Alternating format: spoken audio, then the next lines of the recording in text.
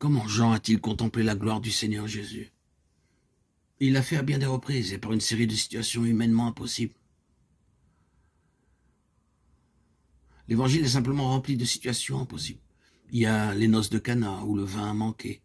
Au point de vue humain, c'est une situation impossible. Ensuite, il y a Nicodème.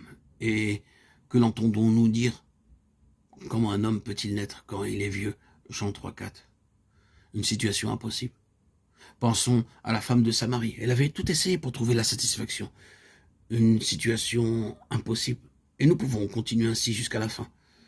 Dans toutes ces situations, Jésus intervient et change l'impossible en réalité. C'est ce qui est dit à la fin du récit des noces de Cana.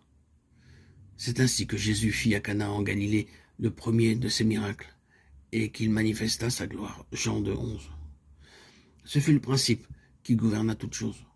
Ce n'est pas toujours exprimé par ces mêmes termes, mais si nous retournions avec cette femme de Samarie dans sa ville et que nous l'entendions crier à tout le peuple « Venez voir un homme qui m'a dit tout ce que j'ai fait », ne serait-ce pas le Christ? Jean 4, 29.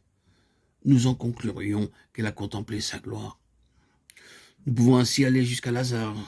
Jésus dit « Cette maladie n'est pas à la mort, mais elle est pour la gloire de Dieu, afin que le Fils de Dieu soit glorifié par elle. » Jean 11, 4. Et dans la difficulté que rencontrent les sœurs, alors qu'elles ne peuvent pas accepter le fait que leur problème allait être aussitôt résolu, elles dirent « Je sais qu'il ressuscitera à la résurrection au dernier jour. » Jean 11, 40. Jésus répondit « Ne t'ai-je pas dit que si tu crois, tu verras la gloire de Dieu ?» Jean 11, 40. Nous le voyons, la gloire de Dieu en Jésus-Christ est liée au fait que Dieu peut accomplir ce que nul autre ne saurait faire. C'était la personne et la puissance surnaturelle du Fils de Dieu. C'est la gloire de Dieu. Et c'est pourquoi nous rencontrons parfois une telle difficulté à arriver à la victoire. Peut-être avons-nous été souvent troublés à cause de la difficulté qu'ont les âmes à venir au Seigneur. Il semble presque que le Seigneur ne veuille pas les sauver. Elles traversent des moments difficiles, quelquefois durant des jours, des semaines ou des années, et elles discutent sans cesse apportant leurs problèmes, mais rien ne semble se faire. Ensuite, enfin quelque chose arrive, et elles sont dans la victoire. Pourquoi cela?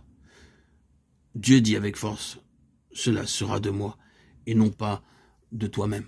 Aucun homme ni aucune femme ne pourront se sauver par eux-mêmes, malgré toute la bonne volonté des autres pour les aider. Le salut d'une âme est une chose possible à Dieu seul, et il veille à ce qu'il s'accomplisse sur une base surnaturelle. Il n'intervient pas très souvent avant que nous soyons arrivés au point du désespoir.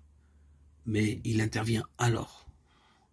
Et ce qui est vrai à l'égard du salut est souvent vrai dans notre histoire spirituelle. Nous nous trouvons toujours à nouveau à un point où la situation est impossible en ce qui concerne l'homme. Nous nous voyons incapables de résoudre le problème par nous-mêmes ou de changer la situation. Si nous étions des gens du monde, nous pourrions le faire, mais d'une manière ou de l'autre, parce que nous sommes des enfants de Dieu, cela nous est impossible. Tous nos efforts sont vains. Il n'y a, au point de vue naturel, aucune raison pour ne pas réussir, mais le fait est que selon cela nous est simplement impossible.